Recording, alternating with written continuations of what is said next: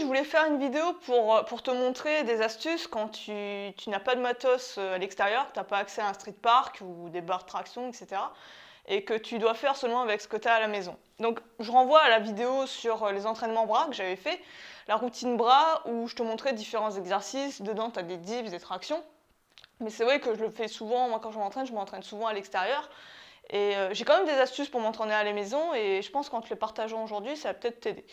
Donc j'essaie d'avoir un maximum de matériel que je peux trouver chez moi ou chez toi, mais il y aura quand même du matos d'acheter en fait, comme les barres de traction notamment.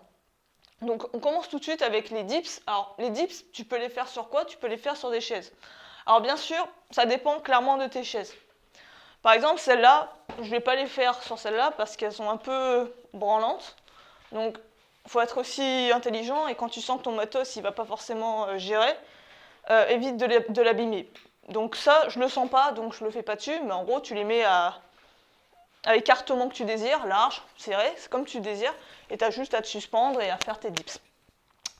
Une manière aussi de travailler les dips sans forcément utiliser les dossiers, c'est d'utiliser les assises. Donc ça, c'est quand tu es petit, ou pour les grands, je sais pas, je pense pas que ça va trop marcher, ils vont être, tu vas tout de suite toucher le sol, mais quand t'es pas très grand, tu as juste en fait à utiliser un peu les assises pour t'appuyer dessus et faire tes dips. C'est une manière de dépanner, ça marche bien. Si tu as accès qu'à une chaise, tu peux utiliser d'autres mobiliers. Par exemple, avec la table, tu verras, c'est inégal, mais c'est pas un souci, on va dire. C'est comme quand tu travailles des pompes inégales, que tu as une main sur un ballon et une main au sol. Donc, tu les travailles de manière inégale, là pareil, tu te suspends et tu fais tes dips. Et pense bien, du coup, vu que tu vois que ta surface, elle n'est pas forcément de même hauteur, de bien changer de côté en tournant pour travailler des deux côtés de manière assez symétrique. Tu peux faire la même chose avec... vas-y, rapproche-toi.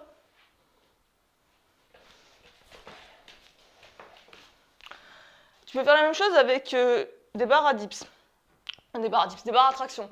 Tu vois, c'est les barres à traction que tu accroches entre deux portes. Ça, c'est vraiment cool comme matériel.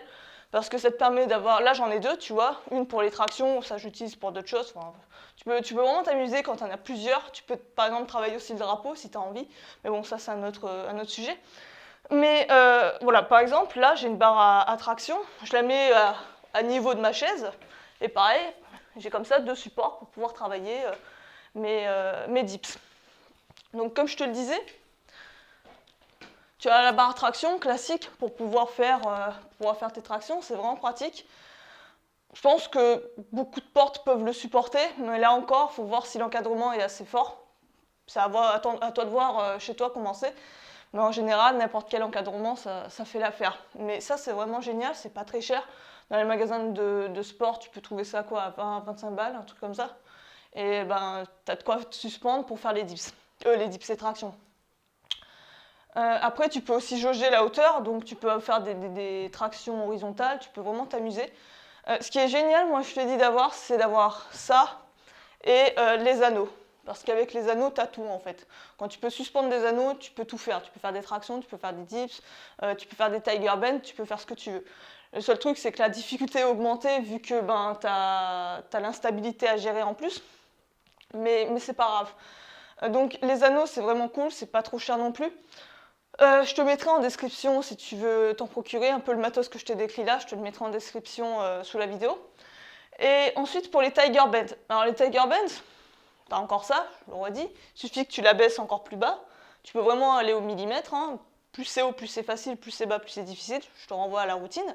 Mais sinon, une autre astuce, si t'as pas de quoi mettre une barre de traction, c'est d'utiliser deux chaises, de les poser contre le mur, bien les caler, hein, pour pas qu'elles bougent, et d'utiliser un bâton. Donc un bâton assez solide, hein.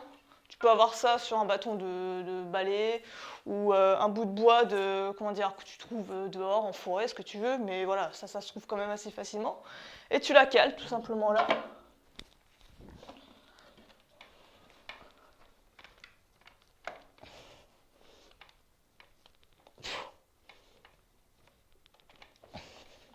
et ça fait le taf. Par contre, la hauteur, tu pourras pas la modifier.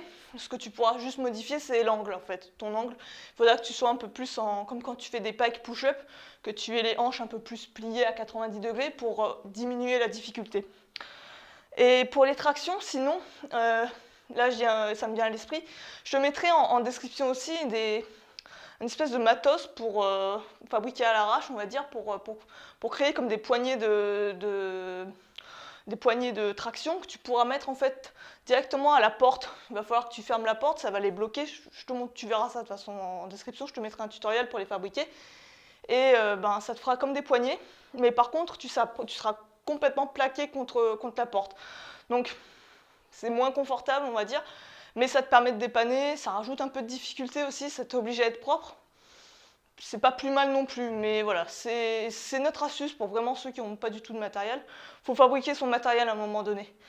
Donc je crois que je t'ai fait le tour, donc n'hésite pas, si toi tu as d'autres astuces et tout, d'autres manières de travailler, si tu as d'autres astuces aussi en termes de matos, n'hésite pas à le partager en commentaire, ça peut être vraiment intéressant. Et sur ce, moi je vais te laisser là-dessus, je te dis à la prochaine, prends soin de toi, à plus.